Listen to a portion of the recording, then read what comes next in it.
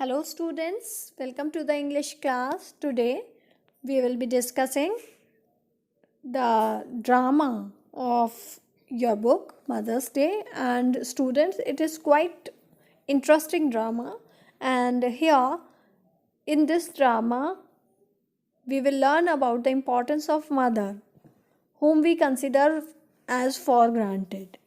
Okay, it is written by J.B. Priestley. So let us discuss about the main characters of the play.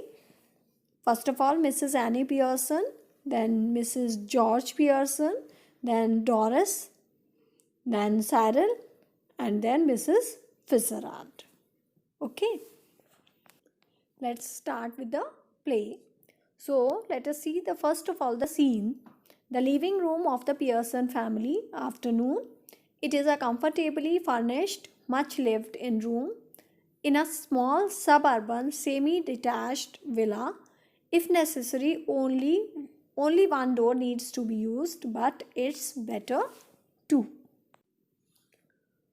When up left leading to the front door and the stairs, and the other in the right wall leading to the kitchen and the back door. There can be a muslin covered window in the left wall and possibly one in the right wall too. The fireplace is assumed to be in the fourth wall. There is a set upright, an armchair down left and one down right. The small table with two chairs on either side of it stands at the center. When the curtain rises, it is an afternoon in early autumn and the stage can be well lit. Mrs. Pearson at right and Mrs. Fitzgerald at the left are sitting opposite each other at the small table, on which are the two teacups and saucers and the cards with which Mrs. Fitzgerald has been telling Mrs. Pearson her future. Mrs. Pearson is a pleasant but worried looking woman in her 40s. Mrs. Fitzgerald is older, heavier, and a strong and sinister personality. He is smoking. It is very important that these two should have sharply contrasting voices. Mrs. Pearson, speaking in a light, flurried sort of tone, with a touch of suburban cockney, perhaps, and Mrs. Fitzgerald with a deep voice, rather Irish, perhaps. And that's all I can tell you, Mrs. Pearson. Could be a good future, could be a bad one, all depends on yourself. Make up your mind, and there it is. So, Mrs. Fitzgerald is giving some of the tips to live a better life to Mrs. Pearson, as we can see. Yes, thank you. I am much obliged. I'm sure it's wonderful having a real fortune teller living next door. Did you learn that out east too? Yes, I did. 12 years I had of it, with my old man rising to be lieutenant, quartermaster. He learned a lot and I learned a lot more. But will you make up your mind now, Mrs. Pearson dear? Put your foot down once on for all and be the mistress of your own house, on the boss of your own family. That's easier said than done. Besides, I am so fond of them, even if they are so thoughtless and selfish, they don't mean to be. So, Mrs. Pearson just says to Mrs. Fitzgerald that whatever you are saying is good to hear, but it is very difficult to be followed. But and on the other side, she just says that whatever the behavior of her family members is towards her, they just don't want to behave like this. Maybe not, but it would be better for them if they learn to treat you properly. So here we can say that Mrs. Fitzgerald is telling Mrs. Pearson that you yourself can make your life better by following the tips which she is giving to her. Yes, I suppose it would in a way. No doubt about it at all. Who is the better for being spoiled, grown man, lad, or girl? Nobody. You think it does them good when you run after them all the time. Take their orders as if you were the servant in the house. Stay at home every night while they go out enjoying themselves. Never in all your life it's the ruin of them as well as you. Husbands, sons, daughters should be taking notice of wives and mothers, not giving them orders and treating them like dirt. And don't tell me you don't know what I mean. Foreign no more than you have told me. So Mrs. Fitzgerald just trying to tell Mrs. Pearson that mother doesn't mean to be a servant of the family. Mother means the person who takes care of others, and other rest of the family members do respect that lady. I keep dropping a hint. So here Mrs. Pearson is saying that I used to keep dropping the hint regarding it to my family members. Hint, it's more than hints your family needs, Mrs. Pearson. But Mrs. Fitzgerald is not happy with this, and she says that your family requires much more than a hint because they don't consider you as a member of a family, even. I suppose it is, but I do hate any unpleasantness, and it's so hard to know where to start. I keep making you my mind to have it out with them, but somehow I don't know how to begin. She glances at her watch or at the clock. Oh, good gracious, look at the time. Nothing ready, and they will be home any minute, and probably all in a hurry and to go out again. So Mrs. Pearson too shares her misery with Mrs. Fitzgerald, but she just shared that she doesn't know from where she should begin to get the proper place in the family. Then all of a sudden she looks towards the watch and become very conscious about the time because all the family members were about to come, and she says that all will be in a hurry and I have to prepare lunch for them. As she is about to rise, Mrs. Fitzgerald reaches out across the table and pulls her down. Let them wait a look after themselves for once. This is where your foot goes down. Start now. She lights a cigarette from the one she has just finished.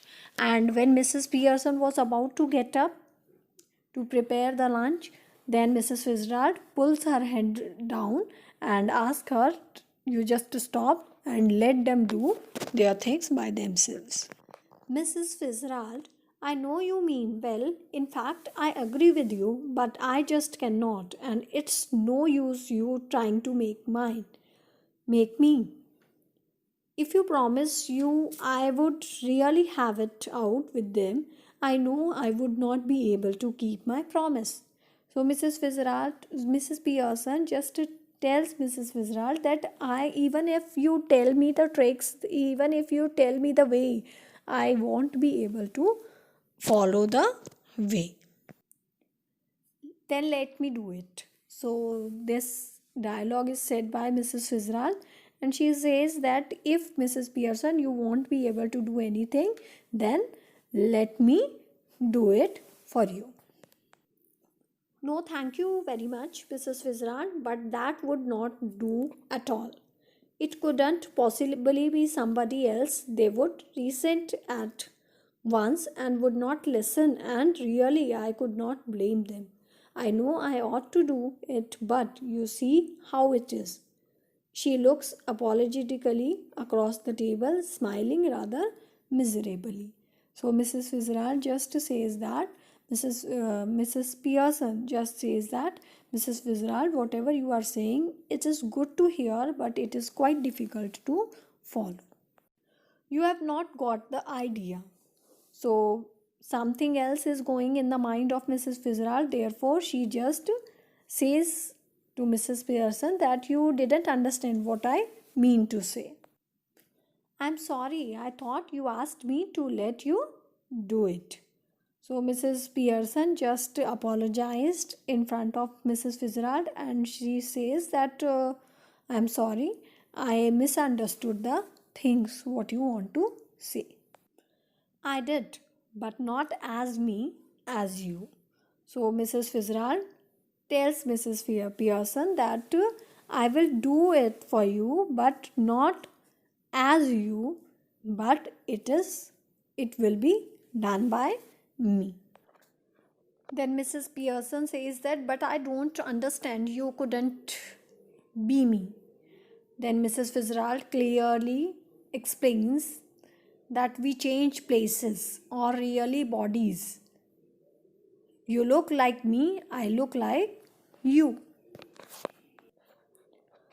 Then Mrs. Pearson is quite worried and she says that, but that's impossible. Mrs. Fitzgerald says, how do you know? Ever tried it? Then Mrs. Pearson says that, no, of course not. Then Mrs. Fitzgerald very coolly says that I have. Means she has tried it earlier also, not for some time, but it still ought to work. Won't last long, but long enough for what we want to do. Learned it out east, of course, where they are up to all these tricks. She holds her hand out across the table, keeping the cigarette in her mouth. Gim your hands, dear. Means Mrs. Fitzgerald says that she has learned this art from the East and she just asked Mrs. Pearson to give her hand to Mrs. Fitzgerald so that she can work over it. Mrs. Pearson, she was quite dubiously, well, I don't know, is it right? Then Mrs. Fitzgerald says that it's your only chance. Give me your hands and keep quiet a minute. Just don't think about anything. Taking her hands, now look at me. They stare at each other, muttering, Ashtadam, muttering, Ashtadam, Ashtalam, Ashta, Lambdam, Bona. So, Mrs. Fitzgerald just speak out some of the magical words and they just interchange their personalities. This little scene should be acted very carefully. We are to assume that the personalities changed bodies after the spell has been spoken. Both women, still grasping hands, go lax as if the life were out of them. So, these are the instructions by which the play should be enacted. Okay, let us move forward. Then both come to life but with the personality of the other. Each must try to adopt the voice and mannerisms of the other. So now Mrs. Pearson is bold and dominating and Mrs. Fitzgerald is nervous and fluttering. So as we know that both of them, Mrs. Pearson and Mrs. Fitzgerald, have changed their personality. So all the qualities of Mrs. Pearson comes in Mrs. Fitzgerald and all the bold and dominating nature of Mrs. Fitzgerald transferred into Mrs. Pearson. Mrs. Pearson then says that now with Mrs. Fitzgerald's personality, she says that, see what I mean, dear. She notices the cigarette. Here, you don't want that. She snatches it and puts it in her own mouth, puffing contentedly. And then Mrs. Fitzgerald, now with Mrs. Pearson's personality, she looks down at herself and sees that her body has changed and gives a scream of fright. So Mrs. Fitzgerald was quite healthy, and now when she looks towards her body, then she was quite pretty and smart, just like Mrs. Pearson. Then therefore she just screamed. Then Mrs. Fitzgerald says that, oh, it's happened. Then Mrs. Pearson complacently says that, of course, it's happened. Very neat. Didn't know I had it in me. Then let me tell you the meaning of complacently. It means that showing smug or uncritical satisfaction with oneself or one's achievements. Mrs. Fitzgerald alarmed Mrs. Pearson by saying that, "But whatever shall I do, Mrs. Fitzgerald? George and the children can't see me like this." Then Mrs. Pearson grimly says that they aren't going to. That's the point. They will have me to deal with, only they won't know it. Mrs. Fitzgerald, still alarmed, "But what if we can't change back? It would be terrible." So now we know that Mrs. Pearson has become Mrs. Fitzgerald and Mrs. Fitzgerald has become Mrs. Pearson. They have exchanged their personalities. So now Mrs. Fitzgerald is getting worried when she is thinking that if they will not be able to exchange the personalities again, then it will be a terrible thing. Now let's see what Mrs. Pearson says. "Here, steady, Mrs. Pearson, if you had to live my life, it wouldn't be so bad. You'd have more fun as me than you have had as you." Then Mrs. Fitzgerald says, "Yes, but I don't want to be anybody else," because she was happy with her own identity. Then Mrs. Pearson says, "Now stop worrying. It's easier changing back. I can do it anytime we want." Mrs. Fitzgerald, "Well, do it now." So when Mrs.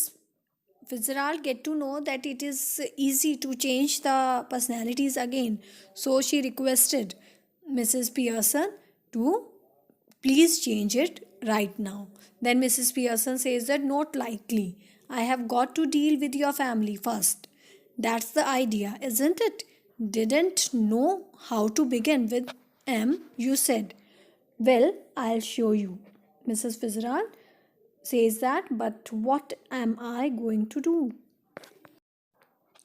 Then Mrs. Pearson says, "Go into my house for a bit. There's nobody there. Then pop back and see how we are doing. You ought to enjoy it. Better get off now before one of them comes." Then Mrs. Fitzgerald nervously rising, "Yes, I suppose that's best. You are sure it will be all right?" So here you all must understand that Mrs. Fitzgerald is Mrs. Pearson. So Mrs. Pearson is chuckling and it will be wonderful. "Now off you go, dear."